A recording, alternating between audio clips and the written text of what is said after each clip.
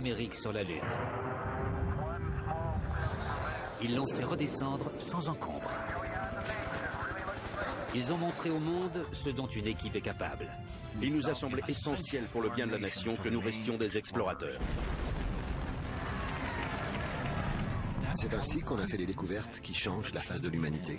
Eux, ce sont les ingénieurs du centre de contrôle de mission de la NASA qui perpétuent le rêve de la conquête spatiale. On croyait que notre travail ne s'arrêterait jamais. Après avoir atteint la Lune, Gene Kranz et le centre de contrôle de mission affrontent des épreuves encore plus difficiles. Le Congrès a mis fin à l'opération. Le KGB était toujours présent. On est partis tous les deux en vol plané dans l'espace. C'était comme si le temps s'était arrêté, tout était figé. J'ai tout de suite su que quelque chose clochait. On avait perdu l'équipage. Ce n'est pas facile, et ça ne le sera jamais. Parfois, vous êtes obligé de traverser un mur de flammes pour y parvenir.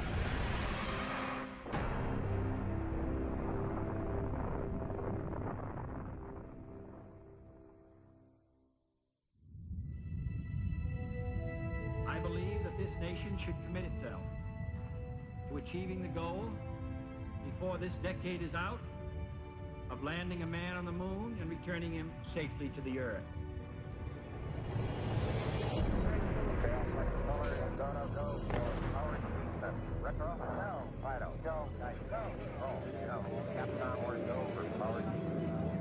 « 20 juillet 1969, Apollo 11 effectue le premier alunissage. Contact light. Houston, Tranquility Base here. The Eagle has landed.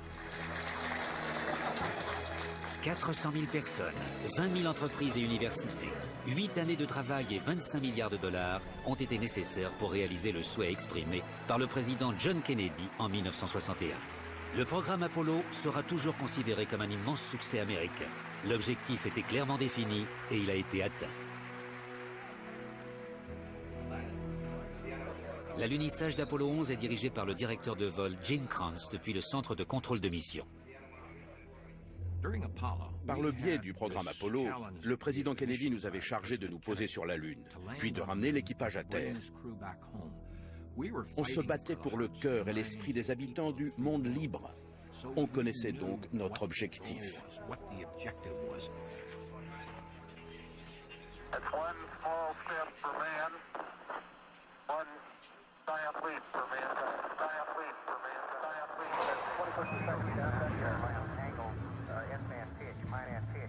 Le défi de Kennedy ayant été relevé, quelle serait la prochaine étape? Quel objectif plus lointain que la Lune les États-Unis peuvent-ils viser? Combien sommes-nous prêts à dépenser et quels risques sommes-nous prêts à prendre pour la conquête spatiale?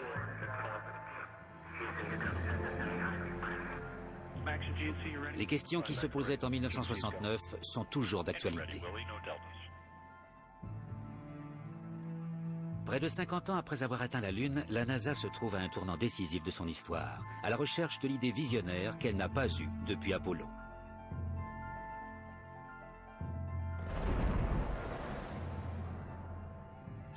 Pour aller sur la Lune, il ne suffit pas d'avoir des moteurs de fusée et des ordinateurs, du matériel informatique et des matériaux résistants à de hautes températures. Si on a réussi, c'est grâce à nos dirigeants et au soutien de la population américaine, dont la patience nous a permis d'agir. Les choses ont changé depuis. Ce qui a joué un rôle moteur dans le développement du programme spatial, c'est la menace. Et c'est toujours le cas aujourd'hui dans une certaine mesure. Chaque fois que notre suprématie a été menacée dans le domaine de la technologie, par exemple, nous avons réagi.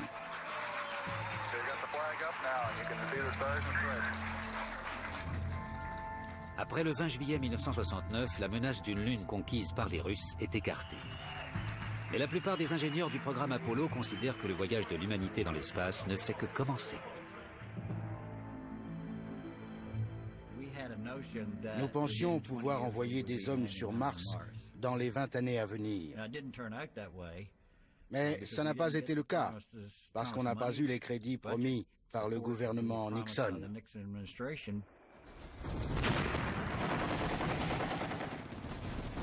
On s'enlisait au Vietnam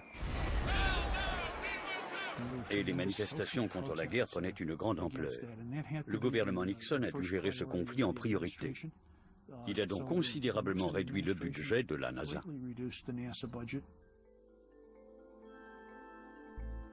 Après Apollo, la NASA propose la construction d'une station spatiale, d'une navette, d'une base lunaire, ainsi que la réalisation de missions habitées sur Mars. Ces projets sont tous annulés, à l'exception de celui qui concerne la future navette que le Congrès adoptera à une voix près. Même les derniers vols Apollo sont supprimés. La pilule était amère. J'ai eu le sentiment que le pays abandonnait la Lune ainsi que ce programme qui nous avait tant coûté.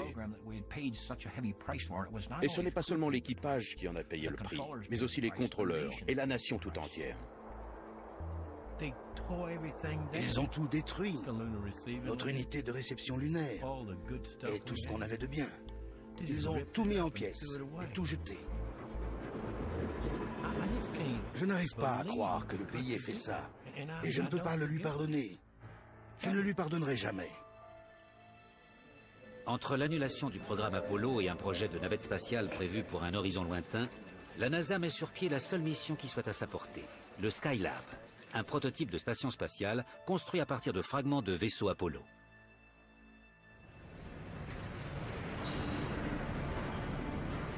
Bien que l'avenir de la NASA soit compromis, pour Gene Kranz, Skylab ainsi que chacune des missions à venir est capitale. L'Amérique doit continuer sa conquête de l'espace. Je crois que c'est une question qui a toujours déplacé le problème de la guerre froide. La conquête spatiale est dans la nature des explorateurs. C'est l'esprit même de notre nation. Elle allait permettre d'inspirer la jeunesse et obligerait les universités à mettre en place de nouveaux programmes. Pour moi, c'était le moyen de maintenir l'industrie américaine. J'avais donc une vision bien plus large de la question.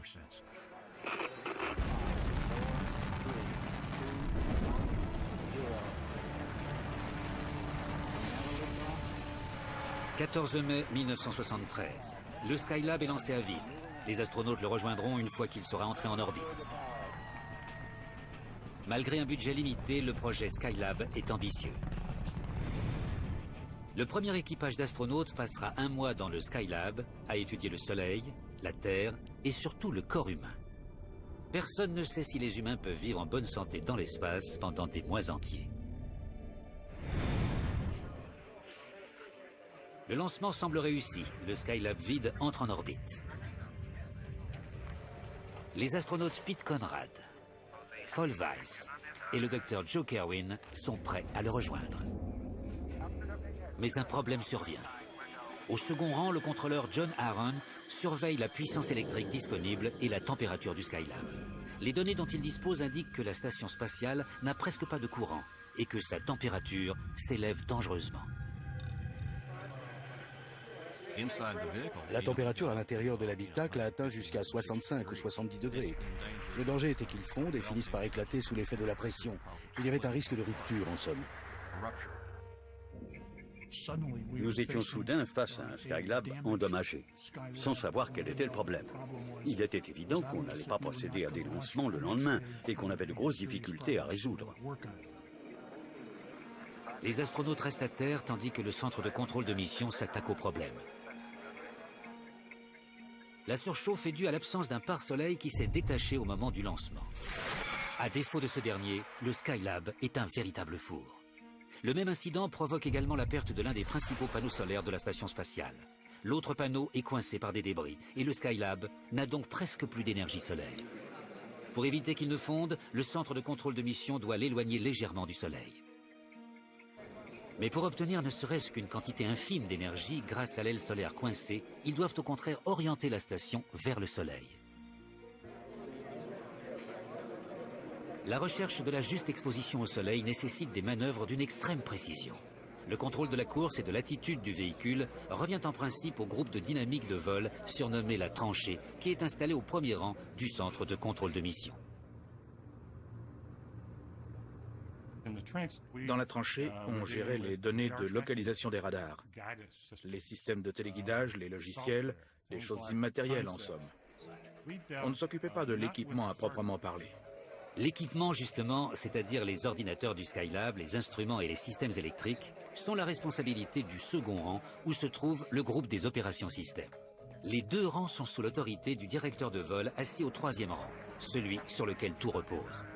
La tranchée tente de manœuvrer le Skylab, mais très vite, un obstacle se présente.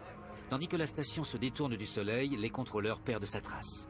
John Aaron, qui gère les systèmes environnementaux, électriques et instrumentaux et répond au nom d'appel EECOM, doit faire un calcul approximatif à partir des relevés de température et de puissance électrique dont il dispose. C'est le seul moyen de connaître la position du Skylab. J'étais ingénieur système, donc en théorie, je n'avais pas à contrôler l'attitude du véhicule. C'était le rôle de la tranchée. Mais dès que le Skylab s'est éloigné du Soleil, la tranchée a perdu sa trace. La solution est totalement inédite. L'EECOM se met à surveiller la position du Skylab. Pour les hommes de la tranchée, ça a été un choc culturel de voir l'EECOM guider le véhicule. Et je n'oublierai jamais le moment où l'officier de téléguidage, il me semble bien que c'était lui, s'est levé, s'est dirigé vers la console et a dit « Dis-moi EECOM, est-ce que tu sais ce que tu fabriques au moins ?» Alors je lui ai répondu « Rentre ces indications dans l'ordinateur et transmets-les et tout ira bien. » La manœuvre n'est pas très élégante, mais l'efficacité est là. Pendant les 2 semaines suivantes, à force de tâtonnements, le centre de contrôle de mission parvient à maintenir la puissance électrique du Skylab à un niveau suffisant, tout en empêchant la température de trop monter. Mais ils ne peuvent pas tout faire depuis le sol. À moins d'envoyer des astronautes pour débloquer l'aile solaire qui est coincée, le vol spatial habité américain sera terminé. Si on n'y arrivait pas, tout le programme allait s'arrêter. C'en était fini de Skylab.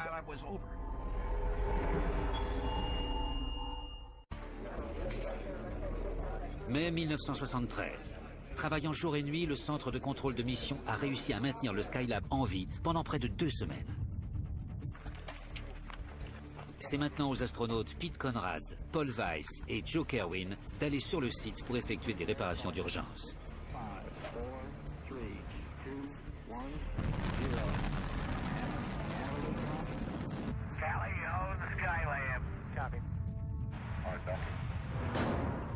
Une fois à l'intérieur du Skylab, les astronautes s'attaquent au premier problème, la surchauffe, en déployant un écran solaire en forme de parapluie. Ça n'a l'air de rien, mais cette solution improvisée fait toute la différence. La température à l'intérieur du Skylab chute aussitôt. Mais la puissance électrique disponible est toujours quasi nulle. Les astronautes doivent absolument débloquer le panneau solaire qui est coincé, faute de quoi les batteries de Skylab seront à plat en quelques semaines. Pour ce faire, ils doivent sortir de la station et, en se tenant à 6 mètres de distance, couper une petite courroie métallique qui maintient le panneau fermé. Après avoir parcouru le pays, la NASA a fourni aux astronautes une solution à la technologie des plus sophistiquées. L'outil idéal pour ce travail. Un échenilloir utilisé par une compagnie de téléphone. Ça fonctionnait avec 2 cordes. Une fois qu'on a placé les mâchoires de l'outil autour de la branche, on tire sur les cordes pour les refermer, ce qui coupe la branche. Voilà en gros le matériel dont on disposait. 7 juin 1973. Pete Conrad et Joe Kerwin commencent leur sortie dans l'espace que la NASA qualifie d'activité extravéhiculaire. Okay, Houston, we have the debris inside. There looks like enough room to get the cutter. And I'm trying to help Joe stabilize. Kerwin tente d'avancer la perche et de placer les mâchoires de l'échenilloir autour de la courroie métallique. Mais en apesanteur, ce n'est pas une tâche aisée. Dès que je me positionnais pour approcher la cisaille de la courroie, mon corps subissait la poussée correspondante. C'était la 3e loi du mouvement de Newton qui agissait. Et Pete n'avait pas assez de puissance de levier pour me maintenir en place.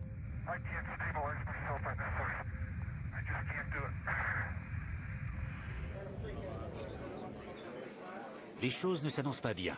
Il n'y a rien que le centre de contrôle de mission puisse faire pour les aider. C'est alors que les astronautes aperçoivent un boulon étrié tout proche sur la paroi extérieure du Skylab. Je me suis dit, et si on fixait l'attache de ma combinaison à ce boulon étrié? Si on serre bien, quand je pousserais sur mes pieds, je serais maintenu par un relais sur 3 points. C'est ce qu'on a fait. Et tout à coup, j'étais aussi immobile que si je me tenais assis. Et 5 minutes plus tard, les mâchoires de l'outil étaient autour de la courroie. C'est le moment de vérité. Kerwin tranche la courroie. Rien ne se produit. Et on exerçait une pression de plus en plus forte. Et soudain, l'énorme panneau se dégage et se déploie. Soudain, tout s'est relâché et on est partis tous les deux en vol plané dans l'espace.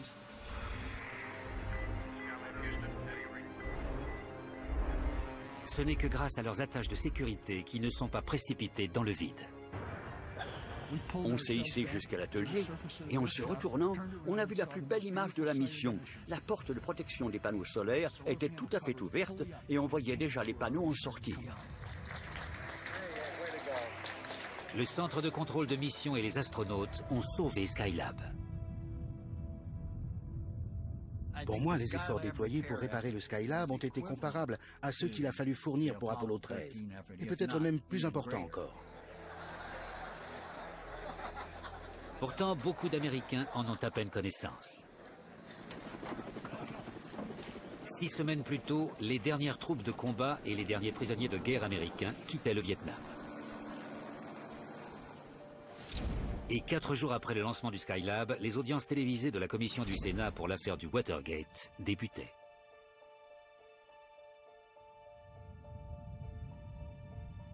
Dans l'indifférence des médias, le centre de contrôle de mission s'attache maintenant à faire tourner une station spatiale pendant plusieurs mois d'affilée. Au centre de contrôle de mission, on a l'habitude de mener des expéditions lunaires intenses et de courte durée. Mais pour Skylab, c'est différent. La station ne va nulle part. Elle ne fait qu'orbiter, encore et encore. Ce n'était pas très stimulant ni très intéressant de tourner sans but dans l'espace. Ils étaient assis là à regarder l'engin spatial décrire des cercles indéfiniment. C'était la même chose semaine après semaine. Je me demandais si je voulais vraiment passer ma vie à faire ça.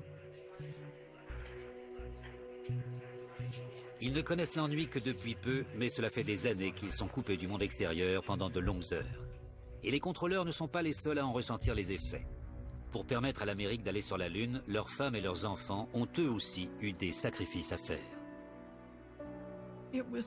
C'était presque comme si on vivait dans une famille monoparentale. On était habitué à ce que papa ne soit jamais à la maison. Il était toujours au travail. Nous leur sommes redevables de quelque chose, sans l'avoir jamais vraiment reconnu. Les femmes devaient s'occuper de la maison, des enfants et de tout ce qui concernait le foyer.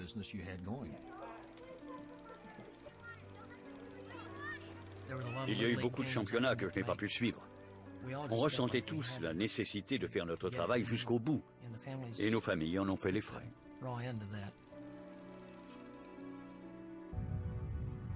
Skylab Houston, you're go for undocking. En février 1974, le 3e équipage quitte le Skylab. En 9 mois, les astronautes ont passé plus de 3000 heures à réaliser des expériences scientifiques qui ont permis de fournir d'énormes quantités de données, dont 4000 photos de la Terre et 127 000 du Soleil. Et ils ont prouvé que les humains pouvaient passer plusieurs mois dans l'espace en restant productifs et en bonne santé.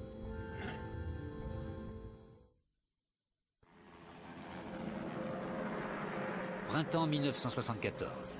Le 3e équipage du Skylab est retourné à Terre. La première station spatiale américaine, désormais vide, continue à orbiter. Il reste un seul vaisseau Apollo. Gene Kranz voudrait qu'on l'utilise pour envoyer un autre équipage jusqu'au Skylab.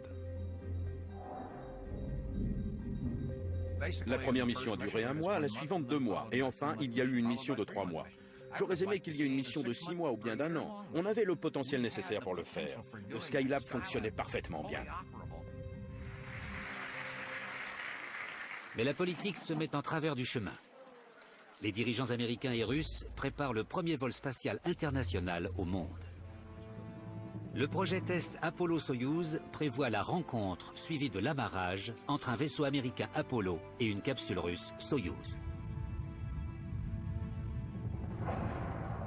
Mais la portée du projet est surtout symbolique. Il s'agit de prouver qu'après plusieurs décennies de guerre froide, deux superpuissances ennemies peuvent mettre leurs différends de côté et travailler ensemble dans l'espace. Pour que cela soit possible, les contrôleurs américains devront travailler main dans la main avec leur plus vieil ennemi au cœur de l'Empire du Mal.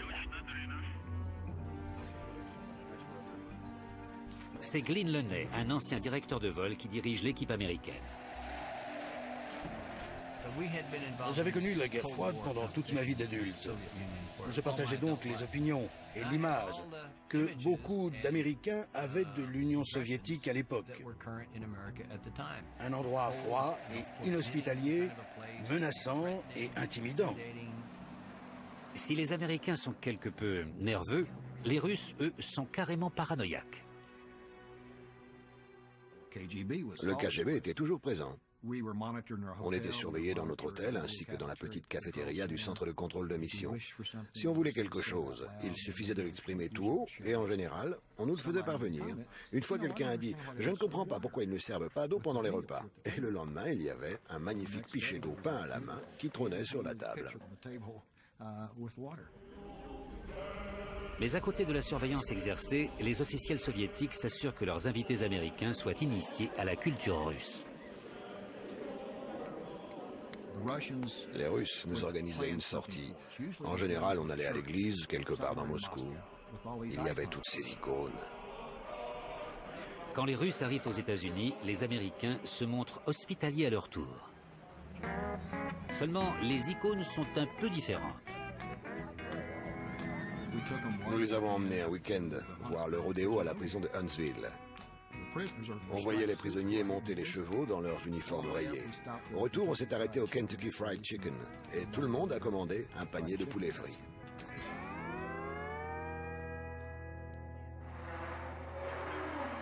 Juillet 1975.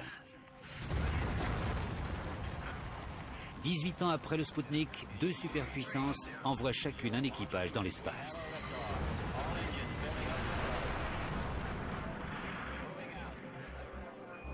Un peu plus tard, le 17 juillet, deux vaisseaux, un Américain et un Russe, s'amarrent dans l'espace.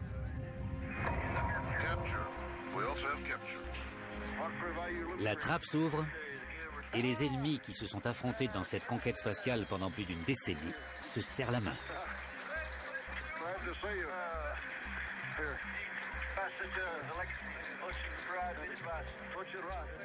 Gentlemen, I'm confident that the day is not far off when space missions made possible by this first joint effort will be more or less commonplace.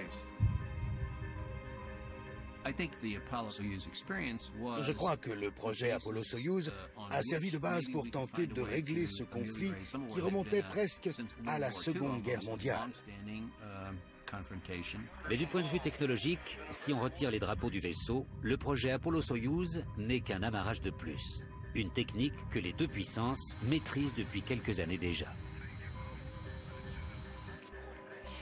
Le projet Apollo-Soyouz constituait une expérience unique en matière de sciences politiques. Mais ce n'était en aucune façon une expérience unique dans l'histoire du vol spatial. D'un point de vue technique, je pense que ni les Russes ni les Américains n'en ont appris grand-chose.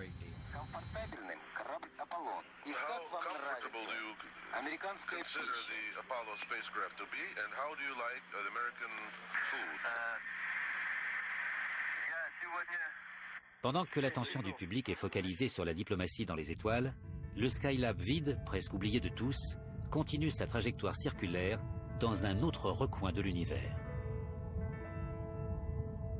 Mais l'Amérique ne peut pas retourner à bord du Skylab, il n'y a plus de fusée. La décision d'utiliser la dernière fusée Apollo pour le projet Apollo-Soyouz signifie que le Skylab a en effet été abandonné. Dans une certaine mesure, abandonner Skylab, c'était un peu comme abandonner la Lune. On avait tiré un immense profit du travail qu'on avait effectué et à nouveau, on abandonnait tout ça.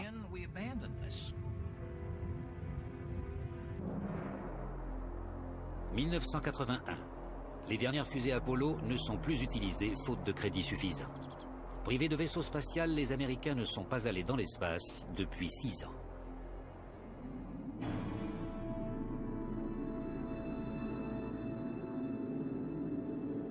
C'est la navette spatiale qui vient remplacer ces fusées. On l'appelle officiellement le STS, Système de transport spatial. Il s'agit d'un engin spatial réutilisable qui comporte des ailes. La navette décollera comme une fusée et se posera comme un avion. Sa tâche consistera à transporter non seulement des personnes, mais aussi un chargement de taille importante dans une immense soute d'environ 18 mètres de profondeur. Les dimensions étaient impressionnantes. Ils avaient une maquette en bois grandeur nature de l'orbiteur qu'ils avaient surnommé le Messie. Parce que à chaque fois que quelqu'un entrait dans la pièce, il s'écriait en l'apercevant « D'où Jésus ».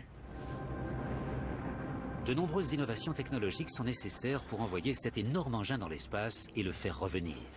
Les moteurs de la navette doivent résister à une explosion contrôlée pendant 8 minutes et doivent être réutilisables, ce qui n'était pas le cas des moteurs des fusées qui l'ont précédé. Quand la navette rentre dans l'atmosphère à une vitesse de 8 km par seconde, sa température atteint 1650 degrés. La protection thermique est assurée par 33 000 tuiles de silice, toutes numérotées, et dont chacune possède sa propre forme. Leur collage est une tâche très délicate. Une simple brèche entre 2 tuiles ou encore la perte d'une seule d'entre elles pourrait être fatale. Il suffit qu'une seule de ces tuiles thermiques situées à un endroit critique se détache pour que la chaleur intolérable provoque la perte du vaisseau. Pour son retour sur Terre à une vitesse 25 fois plus élevée que celle du son, la navette est dirigée par 5 ordinateurs redondants. C'est le premier système numérique de contrôle de vol au monde et il ne doit surtout pas se bloquer. Vous savez, on ne peut pas réinitialiser la machine en plein milieu d'un vol. Ça doit fonctionner en continu. Et il faut que ça marche à chaque fois, parce qu'on ne peut pas piloter la navette spatiale manuellement au moment de la rentrée dans l'atmosphère. L'atterrissage sera différent lui aussi. La navette reviendra sur Terre en vol plané sans utiliser de moteur, ce qui signifie qu'il n'y aura pas de deuxième chance pour trouver la piste d'atterrissage. Les calculs de la tranchée devront à tout prix être exacts. Quand un vaisseau Mercury, Gemini ou Apollo amérissait à 2 km d'un bateau, c'était considéré comme un immense succès. Mais ce n'est pas possible avec la navette. Il faut absolument atterrir sur la piste parce qu'on ne peut pas s'y prendre à 2 fois. Si vous ratez l'atterrissage, vous passez une très mauvaise journée.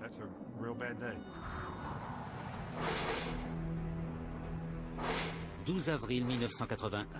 C'est le premier vol de la nouvelle navette Columbia baptisée STS-1.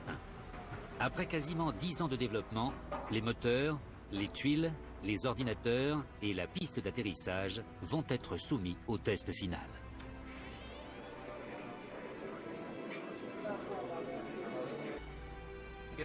La moindre défaillance pouvait provoquer l'échec du système. Tout le programme spatial américain reposait sur ce premier lancement de la navette. Les astronautes John Young et Bob Crippen s'apprêtent à embarquer dans le premier vaisseau spatial réutilisable de l'histoire. Rick Fitz est contrôleur débutant. Il travaille au second rang au poste de guidage, de navigation et de contrôle, le GNC. STS-1 sera son premier lancement. Tous les membres de l'équipe étaient extrêmement anxieux. Personne ne voulait l'admettre. On était des hommes missiles au regard d'acier, selon notre expression. On ne montrait pas nos émotions, mais on était tous morts de peur. T-10, 9, 8, 7, 6, 5, 4. We've gone for main engine start. We have.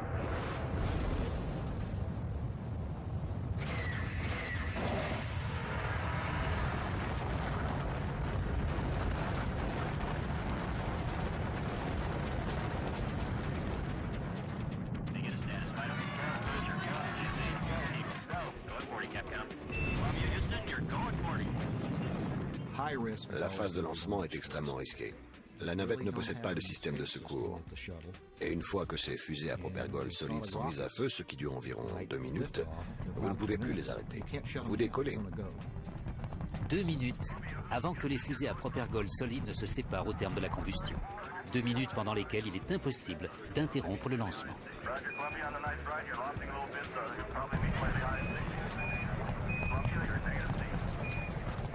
Ce que tout le monde attend, c'est la séparation des fusées à propergol solide, la SRB-SEP.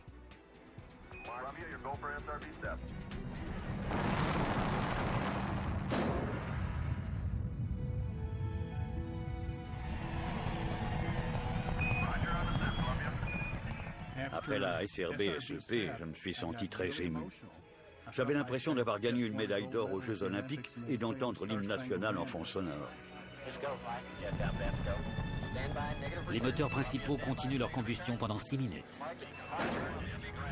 Le réservoir externe vide se détache et enfin la navette Columbia est mise en orbite sans encombre. Columbia, Houston, you guys did so good, we're going to let you stay up there for a couple of days. Your GoPro on orbit. Après 6 ans passés au sol, l'Amérique est de nouveau dans l'espace. Les astronautes Young et Crippen resteront en orbite pendant 2 jours à contrôler les systèmes de la navette. Le directeur de vol en orbite, Chuck Lewis, prend son service. Une de ses premières tâches consiste à observer des images retransmises en direct depuis la navette. La retransmission en temps réel montrait un gros plan sur la queue du vaisseau.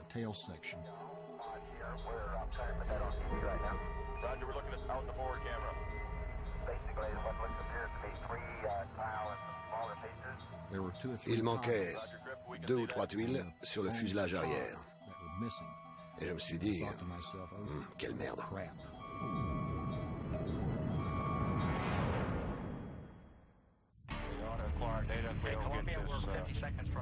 14 avril 1981. À bord de la navette Columbia, les astronautes John Young et Bob Crippen s'apprêtent à revenir sur la Terre. Un film vidéo a montré qu'il manquait des tuiles thermiques, seul bouclier contre la température de 1650 degrés de la navette lors de la rentrée atmosphérique. La rentrée atmosphérique commence. Personne ne peut dire ce qui va se passer.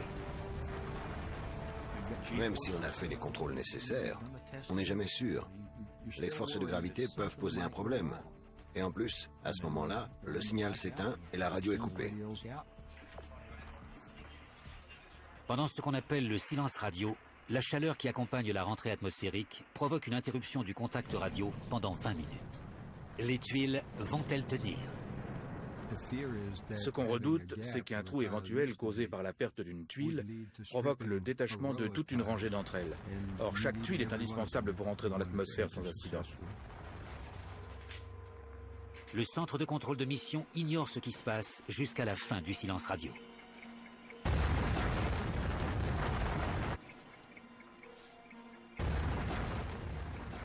Quand les 2 minutes sont écoulées, vous commencez à vous manifester.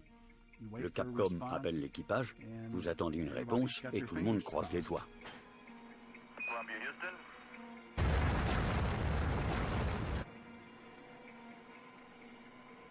Hello there, Houston. Columbia's here. Hello, Columbia, Houston's here. How do you read? Les tuiles ont tenu. À présent, la navette Columbia doit parcourir un vol plané de près de 6400 km jusqu'à la piste de la base d'Edwards de l'armée de l'air américaine. Les calculs de la tranchée doivent absolument être exacts. Comment savoir si vous n'allez pas manquer de puissance? Il faut se représenter un planeur qui a parcouru un tiers de la Terre et qui se dirige en descente vers une piste d'atterrissage qui mesure 4500 mètres. S'il la manque, il n'y aura aucun moyen de recommencer. Il s'écrasera avant de s'enflammer.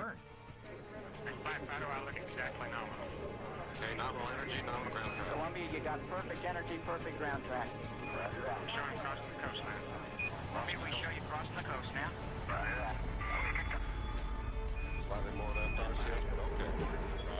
Quand la piste est en vue, le directeur de vol donne au contrôleur une indication plutôt inattendue pour gérer l'unique aspect qu'ils n'ont pas préparé, les émotions.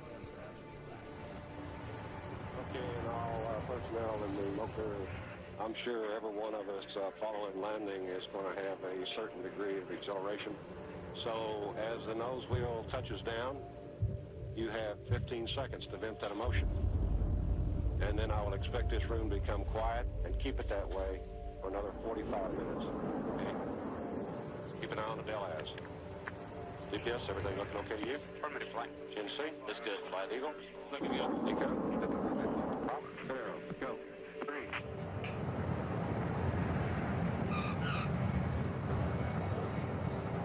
Run, get ready for acceleration.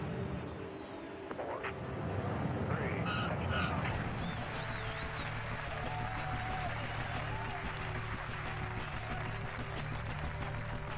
Welcome on Columbia. Beautiful, beautiful.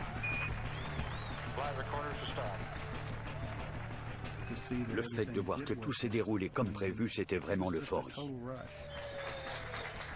Pour moi, la meilleure récompense a été de voir John Young et Kripp sortir de l'engin spatial et sauter partout en examinant l'appareil. C'était une joie immense. C'était une sacrée réussite technologique pour laquelle on a travaillé de longues années. C'était très émouvant. Après 6 années passées au sol, l'Amérique est à nouveau dans l'espace.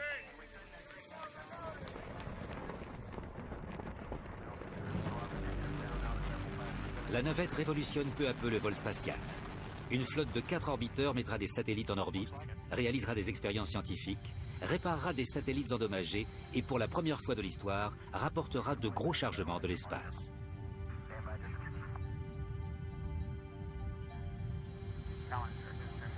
La navette révolutionne également la sociologie de l'espace. Les astronautes ne seront plus seulement des pilotes d'essais militaires. Certains d'entre eux, les spécialistes de la mission, ne devront pas piloter le vaisseau, mais seront affectés aux charges utiles et à la réalisation des expériences. Au sol, la navette modifie également la composition du centre de contrôle de mission qui accueille une nouvelle vague d'ingénieurs. À la différence de ceux qui appartenaient à la génération des pionniers, celle de Gene Kranz, ces jeunes contrôleurs ne partent pas de rien.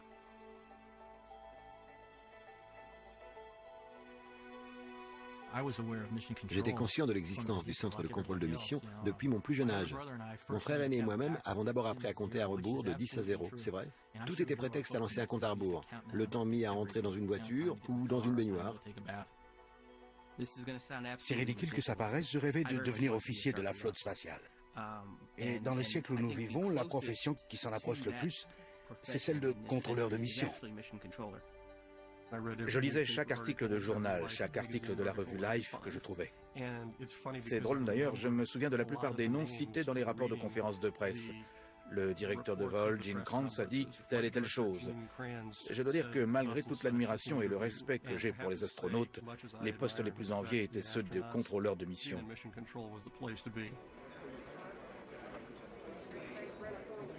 La tâche des nouveaux contrôleurs s'est alourdie, allant de la compréhension des schémas de circuits électroniques à la manipulation des lumières et des consoles. Mais ils ne sont pas les seuls à devoir s'adapter. Dehors, derrière les murs du centre de contrôle, le monde évolue. Et les jeunes ingénieurs apportent avec eux les signes du temps. Il y a eu un petit choc culturel quand les nouvelles recrues aux cheveux longs sont arrivées. Vous avez vu les images de ceux qui avaient participé à la mission Apollo 11, Apollo 13 en col blanc, arborant des cravates toutes fines. Une petite minorité seulement, arrivée dans les années 70, n'entrait pas tout à fait dans ce moule. L'évolution de la mode et des coupes de cheveux ne sont qu'un début.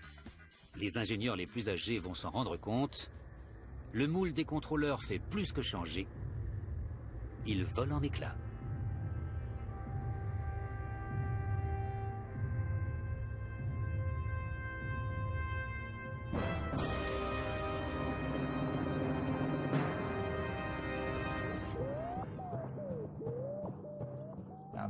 Je n'oublierai jamais cette réunion où l'on passait en revue les règles d'une mission, où il y avait une jeune femme qui discutait les règles. Je me suis dit, celle-là, elle parle comme une directrice de vol. Elle défendait à tous égards le point de vue d'une directrice de vol. J'ai fini par donner un petit coup à Carl et je lui ai demandé « Carl, elle est directrice de vol, celle-là » Il m'a répondu « Oui ». Je me suis retourné sur elle, je n'en revenais pas. Mon bureau était tourné du côté de la fenêtre, j'avais donc le dos à la porte. Et quand des hommes passaient par là, ils jetaient un regard dans mon bureau et faisaient « Celle-là, elle en fait partie ?» Autrement dit, une femme ingénieure.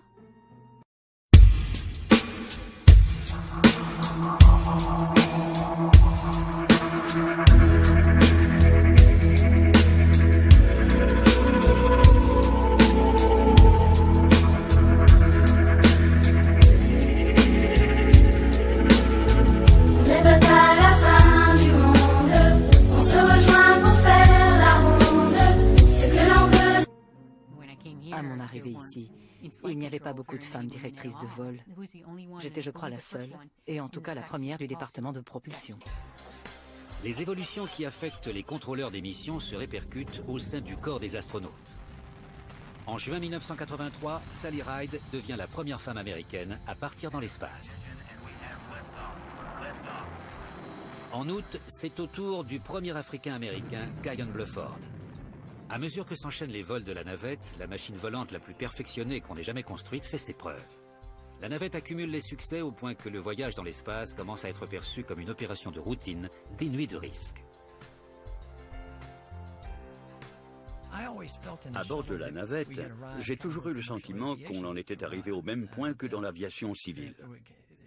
Qu'il était temps de placer un pilote aux commandes sans l'équiper d'un parachute, d'accueillir à l'arrière des passagers sans parachute non plus, et de faire confiance au système. En juin 1984, la NASA lance le programme Teacher in Space. Pour la première fois, un citoyen ordinaire va pouvoir voyager dans l'espace. Christa McAuliffe, une enseignante du New Hampshire, embarquera à bord du deuxième orbiteur qu'emporte la navette Challenger.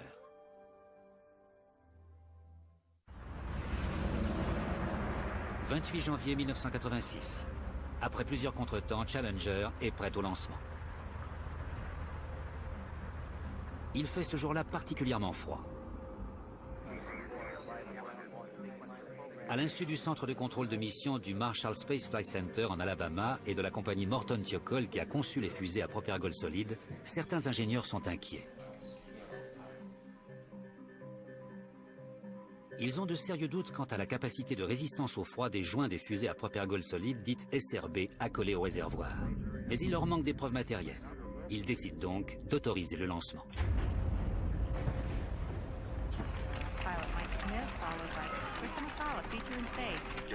Le directeur de vol, Jay Green, un vétéran de la mission Apollo, est de service ce jour-là. Je suis arrivé, j'ai pris la relève sans me dire à aucun moment qu'il y avait du souci à se faire au niveau des systèmes du centre Marshall. L'équipe chargée de la lutte contre le gel nous a autorisés à procéder au lancement. Le compte à rebours s'est déroulé normalement, les parties matérielles semblaient en bon état. Tout semblait au point.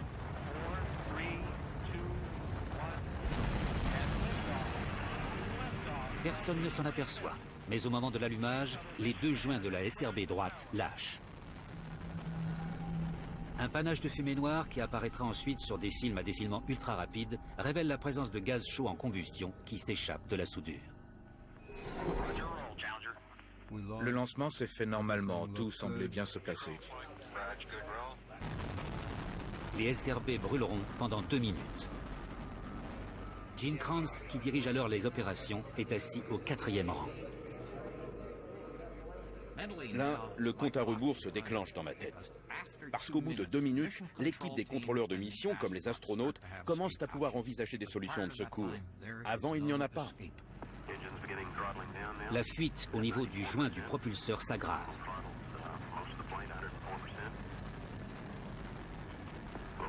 À 58 secondes, un début d'incendie se déclare. On a augmenté puis fait diminuer la poussée. Et j'étais sur le point de me sentir soulagé d'un poids. 64 secondes. La flamme que personne ne voit progresse à travers le revêtement du réservoir externe, rempli de l'hydrogène et de l'oxygène liquide qui alimentent les principaux moteurs.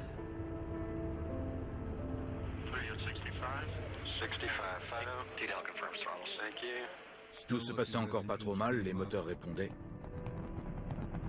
Le Capcom a répondu « Augmentation de la poussée ».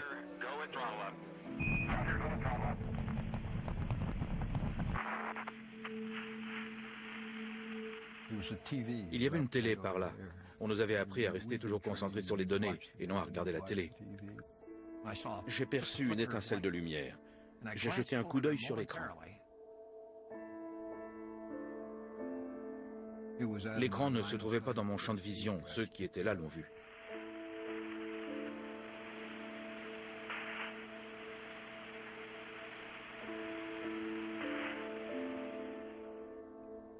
C'était l'horreur. contact. Lost downlink. Copy. Okay, all operators, watch your data carefully. Je me suis retourné vers eux et j'ai vu leur visage se décomposer. Puis j'ai regardé l'écran de télé.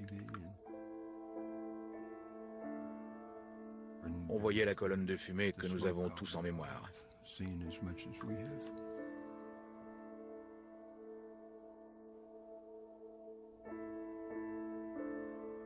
J'ai regardé Jay.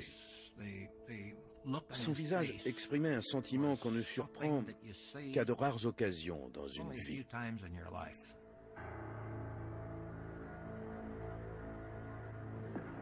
controllers here looking very carefully at the situation. Obviously a major malfunction. Flight Fido, go ahead. RSO reports vehicle exploded.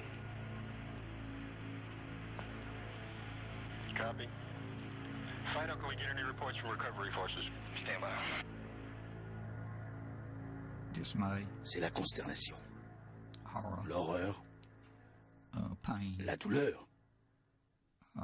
On se demande ce qu'on peut faire, ce qu'on aurait pu faire pour éviter la catastrophe. C'est un sentiment d'horreur qui vous saisit. Quelque chose de pratiquement inimaginable et avec quoi il est difficile de vivre par la suite. Mais après tout, notre travail consiste à vivre avec ce risque qui parfois tourne au drame. C'est le lot de ceux qui tiennent des vies humaines entre leurs mains.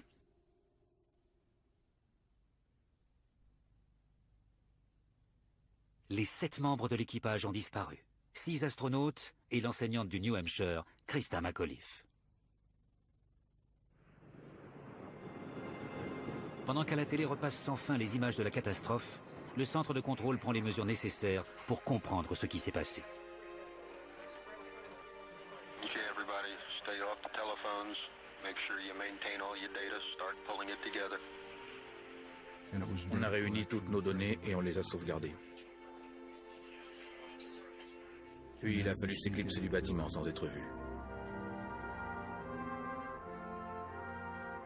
Le plus pénible pour les contrôleurs qui ont assisté au drame, c'est peut-être leur sentiment d'impuissance. We come together today to mourn the loss of 7 brave Americans. Au fil du temps, grâce aux simulations, on s'entraîne pour qu'il ne subsiste rien qu'on ne puisse résoudre. On fait en sorte que si un problème survient qui menace la navette, la sécurité ou la vie de l'équipage, nous sachions y remédier. Et voici qu'avec Challenger, un problème s'était posé qu'on ne savait pas résoudre.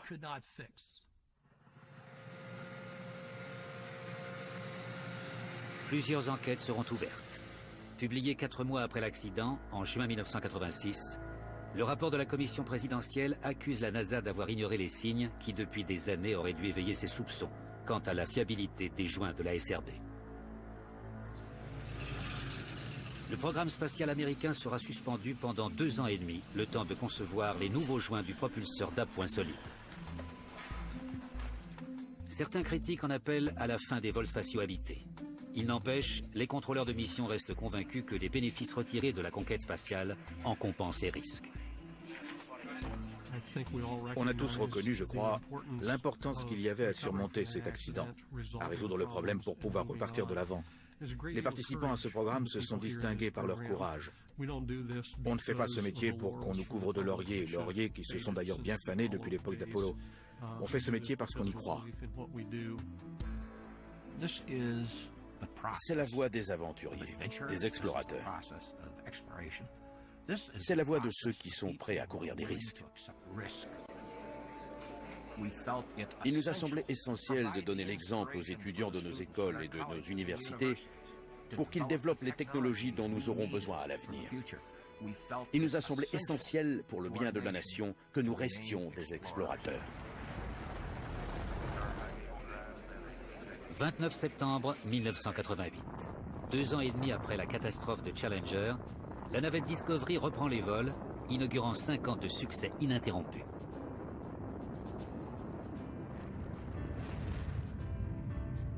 Au cours des 32 missions à venir, les navettes mettront en orbite des satellites de communication et de défense, réaliseront des expériences scientifiques, lanceront des sondes en direction de Vénus, de Jupiter et du Soleil. Elles iront ainsi de succès en succès.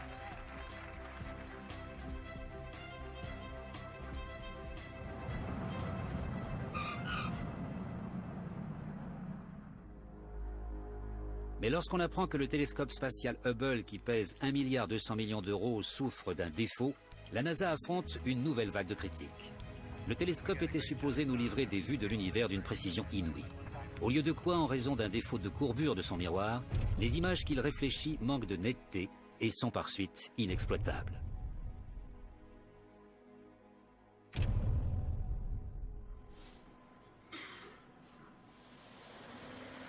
En vue d'intervenir sur le télescope Hubble et de le réparer, la NASA élabore une mission audacieuse, sur l'issue de laquelle nul cependant n'ose se prononcer.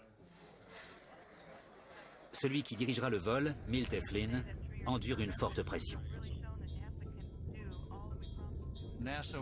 La NASA a été très attaquée. La mission d'entretien était la prochaine opération prévue. Et en effet, on nous attendait au tournant. La NASA allait-elle réussir à réparer? En serait-elle capable?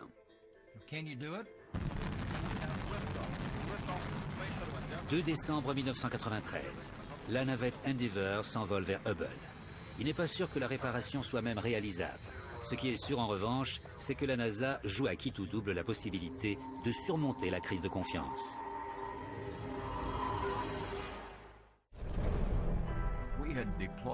On avait déployé ce qui devait être le joyau de l'astronomie. Or, une aberration affectant l'un des miroirs nous empêchait d'observer tous les détails qui avaient pourtant été annoncés. Il y avait donc une pression incroyable qui s'exerçait sur la NASA. Ce sera l'une des missions les plus compliquées jamais tentées. Hubble mesure 13 mètres de long et se déplace à la vitesse de 27 360 km/h à quelques 590 km d'altitude. L'installation d'un miroir corrigé ne constitue qu'une partie de la tâche. Milt Eflin est le directeur de vol, responsable de la mission. Il s'agissait aussi de remplacer des panneaux solaires. L'opération consistait en somme à arracher les ailes du télescope et à poser les neuves. Il y avait également des gyroscopes en panne à remplacer, du matériel d'alimentation aussi. Bref, on avait de quoi s'occuper. Les réparations demanderont 5 jours d'activité extravéhiculaire d'affilée, 35 heures de sortie spatiale. Jamais auparavant des astronautes n'avaient entrepris d'accomplir des travaux de cette ampleur dans l'espace. Chaque minute est planifiée à l'avance et chorégraphiée. Les astronautes n'auront pas une seconde à perdre. Keep an eye on the doors. Okay, I'll study the door, Jeff. I have the door. We're going to put this on the telescope first. Les premières activités extravéhiculaires se déroulent bien. En 2 heures, l'astronaute Story Musgrave parvient à remplacer les gyroscopes défectueux. Not to get you spun up, but we have 6 good gyros on the telescope. There we go. Puis un problème survient. It's not closing. The doors aren't closing right. I'm trying to get the bottom. Les portes donnant accès au gyroscope ne ferment plus. Pour cette première sortie dans l'espace, Eflin préférerait ne pas avoir à essuyer de revers. Nous allions jouer contre la montre pendant plusieurs jours. Il importait donc de s'élancer hors des starting blocks et de franchir le premier obstacle en temps et heure. L'astronaute Musgrave propose d'utiliser un levier pour forcer la fermeture des portes. Les ingénieurs au sol s'y opposent. Ils redoutent d'éventuels dégâts.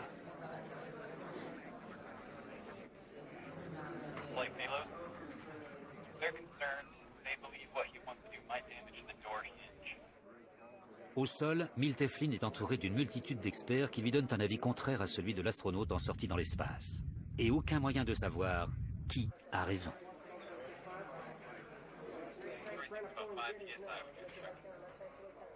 Tous les analystes disposent de données. Le directeur de vol, lui, n'en a que très peu à sa disposition. Les données auxquelles il se réfère, ce sont en réalité toutes les informations que lui transmettent les analystes présents dans la salle sur l'état de la mission. C'est une position inconfortable, celle d'un directeur de vol placé en première ligne, mis en demeure de prendre une décision, mais conscient, dans bien des cas, qu'il ne dispose pas de données suffisantes pour prendre la bonne. Et pourtant, c'est quand même à lui de décider et d'agir. Il y a un point d'incertitude. Le rôle du directeur de vol, c'est d'accepter cette incertitude, d'utiliser sa faculté d'analyse pour savoir s'il faut ou non prendre telle ou telle mesure qu'il devra par la suite assumer. Tout le monde est suspendu à la décision de Eflin.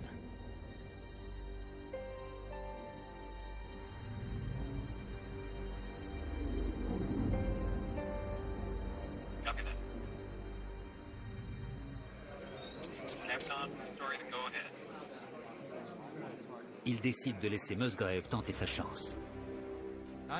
J'avais entièrement confiance en Story Musgrave. Il traitait le télescope Hubble comme on traite un enfant.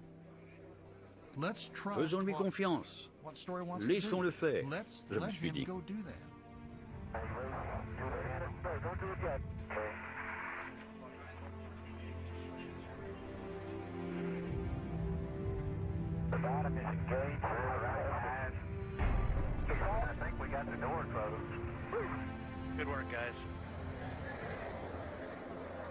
Une telle prise de risque aura mis Eflin à très rude épreuve. On avait négocié ce premier obstacle, on était dans les temps. Au cours des 4 jours d'activité extravéhiculaire qui suivent, les astronautes démontent les anciens panneaux solaires et déploient les nouveaux. Ils remplacent la caméra à champ large et montent COSTAR, un ensemble de 5 miroirs correctifs destinés à remédier aux défauts de netteté du miroir d'origine. Ils larguent enfin le télescope et le remettent sur orbite avant de regagner la Terre.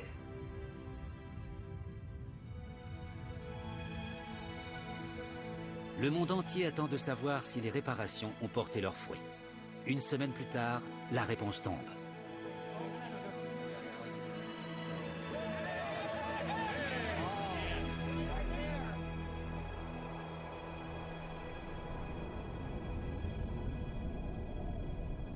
À mesure qu'on reçoit les premières images nettes transmises par Hubble, des vues de notre univers à couper le souffle commencent à circuler.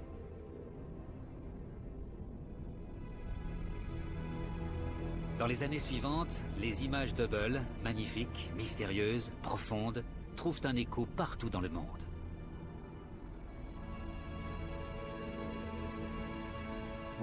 Quand je vois les photos d'Hubble, je prends conscience de l'immensité de l'univers, de notre finitude et de l'infini qui nous environne. Non mais regardez ce qu'il y a là. Nous autres sur Terre, nous serions arrogants au point de croire qu'il n'y aurait que nous et rien d'autre. Ce que nous dit Hubble, je crois, c'est justement qu'il existe autre chose. Si la mission d'entretien d'Hubble permet au télescope spatial de prendre un nouveau départ, elle marque aussi pour le centre de contrôle de mission la fin d'une époque. C'est la dernière fois que Gene Kranz se retrouve dans cette salle, derrière une console. En entrant dans la salle de contrôle ce jour-là, je vivais déjà le début de la fin de ma participation aux opérations. Mais l'aspect positif, c'est qu'en quittant cette salle, j'avais pu constater qu'une culture s'y était développée, que ces jeunes gens en étaient les héritiers, prêts, comme ils l'étaient, à prendre des décisions risquées, à faire ce qu'exigeait d'eux la situation. Il était temps de passer définitivement le relais à la génération suivante.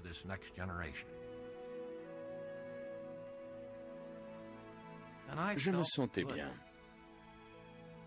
J'avais le sentiment du devoir accompli.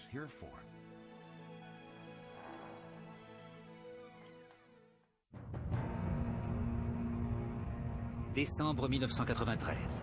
Au moment où Gene Kranz quitte cette institution dont il a été l'un des bâtisseurs, celle-ci s'apprête à connaître des bouleversements internes en s'associant à la Russie, au Japon, au Canada et à l'Europe pour former l'ISS, la Station spatiale internationale.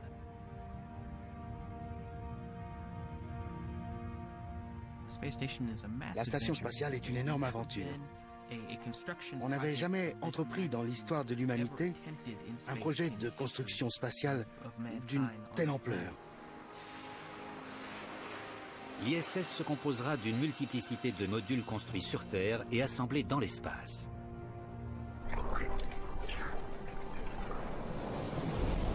Afin de maintenir en vol pendant plusieurs années cette nouvelle station, le centre de contrôle de mission devra s'agrandir. Notre tâche évoluait. Nous étions désormais en charge simultanément du contrôle des missions de la navette et de celle de la station. Or, l'aménagement physique des systèmes dans le bâtiment d'origine ne le permettait pas. Il a donc fallu s'adapter à ces nouvelles exigences. On abandonne donc l'ancien centre de contrôle de Houston exploité depuis 1995 pour élever une nouvelle extension qui doit abriter 3 nouvelles salles de contrôle des vols, les Flight Control Rooms, dites FCR. 2 pour la navette, 1 pour l'ISS. Sa capacité de traitement des données associée à son dispositif de secours fait de ce nouveau centre de contrôle inauguré en 1995 l'un des réseaux informatiques les plus évolués qui soit. 3 ans plus tard, en novembre 1998, on procède au tir du premier module de l'ISS. 11 autres modules seront envoyés dans les 2 ans, chacun conçu par des nations et des constructeurs différents. Même si dans l'espace, ces modules devront s'ajuster et fonctionner parfaitement ensemble.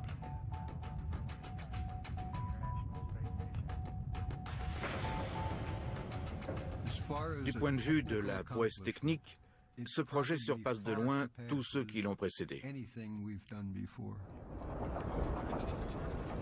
En novembre 2000, un premier équipage commence à vivre à bord de la Station spatiale internationale.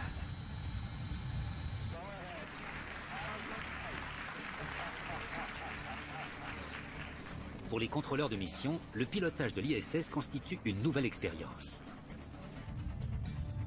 À bord de la navette, ce sont pour l'essentiel les astronautes qui manœuvrent le véhicule.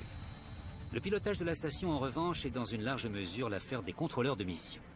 Holly Ridings n'oubliera jamais le jour où elle a émis son premier ordre. Je commandais un véhicule à des centaines de milles nautiques dans l'espace, qui tournait autour de la Terre en 90 minutes. C'était extraordinaire. Et à l'époque, je ne faisais pourtant qu'allumer le chauffage.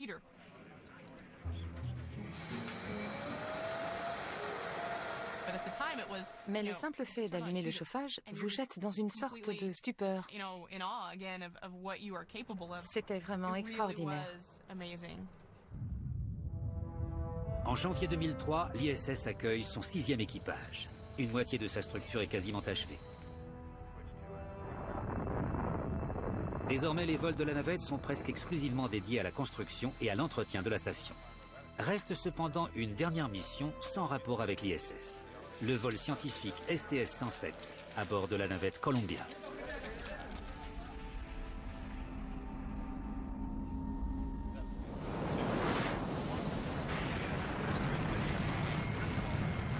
Le 16 juillet 2003, la navette Columbia décolle de son pas de tir. Lors de l'ascension, un morceau de mousse isolante, gros comme une mallette, se détache du réservoir externe et vient heurter de plein fouet la navette, vraisemblablement du côté gauche.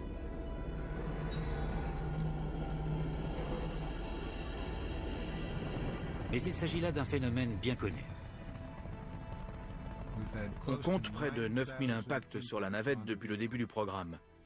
Aucun d'entre eux ne nous a empêchés d'atterrir. Et si mes souvenirs sont bons, seulement 1 ou 2 de ces impacts ont nécessité une réparation de la structure. Certains accros devaient être réparés, mais ils ne semblaient pas mettre en péril la tenue de la navette, ni l'efficacité des tuiles la protégeant de la chaleur. Columbia passe 16 jours dans l'espace, durant lesquels sont menées plus de 70 expériences scientifiques.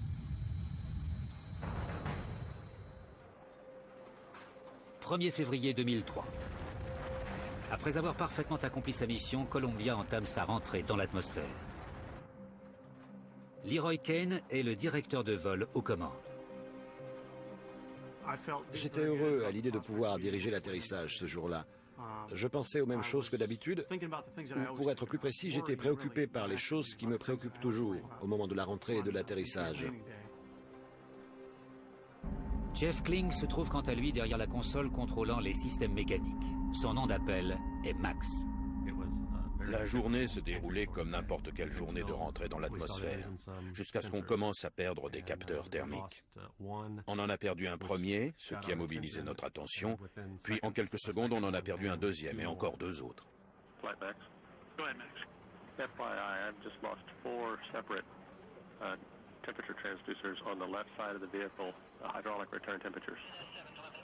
Il n'y avait pas de quoi s'inquiéter puisqu'il nous était déjà arrivé de perdre des capteurs. Ça avait tout l'air d'un problème d'instrumentation.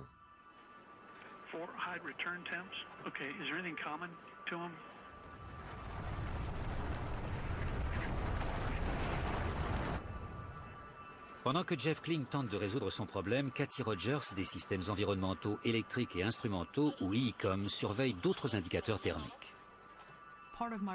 Je suis responsable, entre autres, des capteurs situés sous les tuiles de l'enveloppe du véhicule. Quand j'ai contrôlé cet écran-là, j'ai remarqué 2 températures qui descendaient au-delà des limites, ce qui signifiait que le système était désactivé.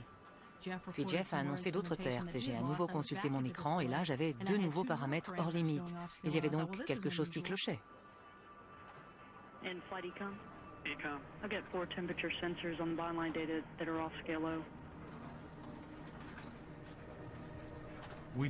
Impossible de trouver la moindre panne pouvant expliquer toutes les informations qui nous parvenaient.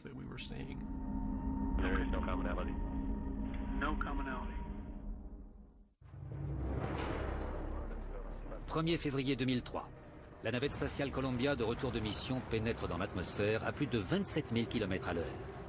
Son enveloppe extérieure atteint une température de 1650 degrés. Certains de ces capteurs thermiques ne transmettent plus d'informations, ce qui pourrait rester sans conséquence. Mais leur emplacement préoccupe le centre de contrôle de Houston.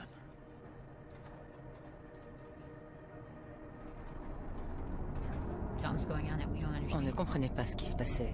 Moi, j'étais juste là. J'étais venu voir Ron. Ralph était assis ici et je lui ai dit « Ralph, c'est l'aile gauche. » C'était l'aile que la mousse isolante avait heurtée. All 4 of them are located in the aft part of the left wing. J'ai commencé à réfléchir au fait que ces incidents concernaient tous l'aile gauche qui avait été heurtée par des débris. À ce moment-là, j'ai craint que de l'air surchauffé ne pénètre dans l'aile. Puis la liaison entre le centre de contrôle et Columbia est rompue. Columbia, Houston, com check.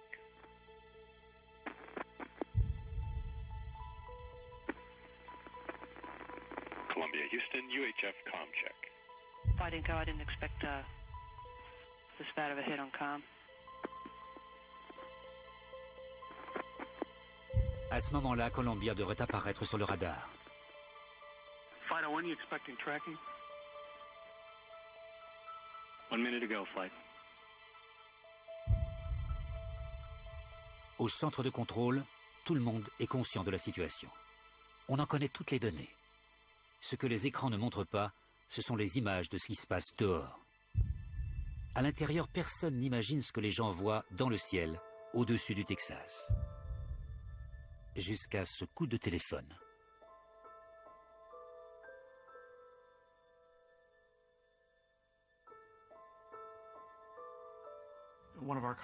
L'un de nos collègues a appelé et a dit que depuis son bureau, il avait vu de multiples objets sur la trajectoire que Columbia aurait dû suivre.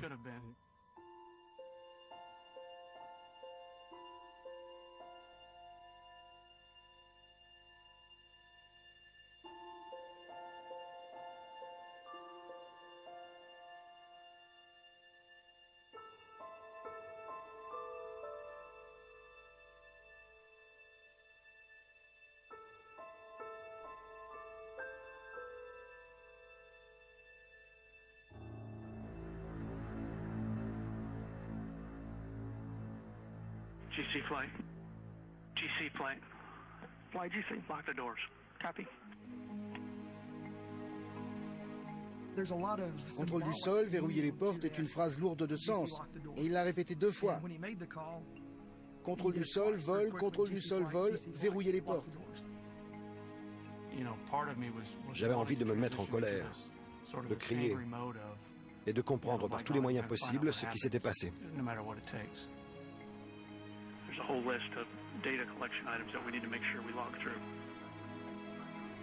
Si les avions de ligne possèdent des dispositifs d'enregistrement des voix et des données de vol permettant d'expliquer en cas d'accident ce qui s'est passé, pour ce qui est des vols spatiaux, c'est le centre de contrôle qui enregistre toutes ces données. Chaque contrôleur, chaque console enregistre un petit morceau de l'histoire. Par ces mots, Leroy Kane vient de lancer ce qui deviendra l'enquête sur l'accident de Columbia.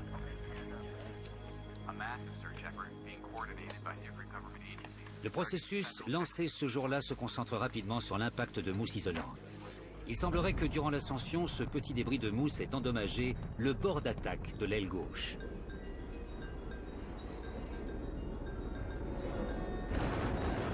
Au cours de l'entrée de Columbia dans l'atmosphère, des gaz d'une chaleur extrême pénètrent dans l'aile et la détruisent, ce qui finit par entraîner la désintégration de la navette.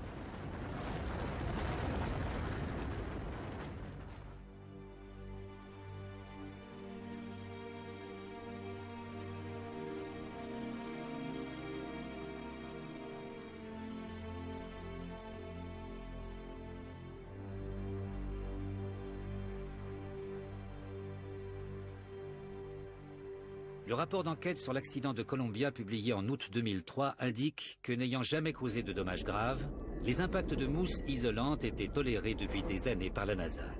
Mais les impératifs de calendrier, les contraintes budgétaires et les réductions de personnel ont également contribué à la dégradation des conditions de sécurité. Pendant les 2 ans qui suivent, la NASA travaille à améliorer l'isolation du réservoir externe et élabore des moyens d'inspecter et de réparer la navette une fois dans l'espace. 26 juillet 2005, la navette Discovery s'apprête à reprendre les missions dans l'espace. Afin de détecter le moindre impact de débris, le lancement est photographié par plus de 100 appareils installés au sol ou embarqués dans des avions de chasse ou encore sur la navette elle-même.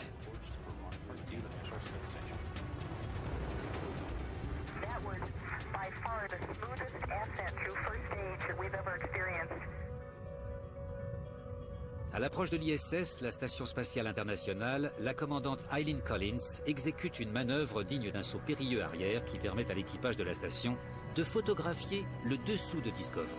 Personne jusque-là n'a encore vu des images aussi détaillées de la navette en vol. J'ai la gorge serrée depuis ce matin. C'est une grande journée. Que les Américains puissent repartir aujourd'hui dans l'espace à bord d'une navette américaine de surcroît, c'est un formidable pas en avant.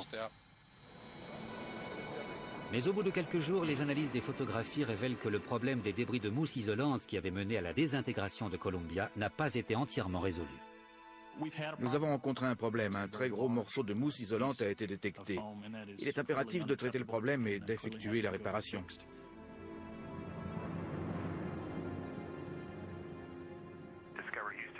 Par chance, aucun des impacts n'est dramatique.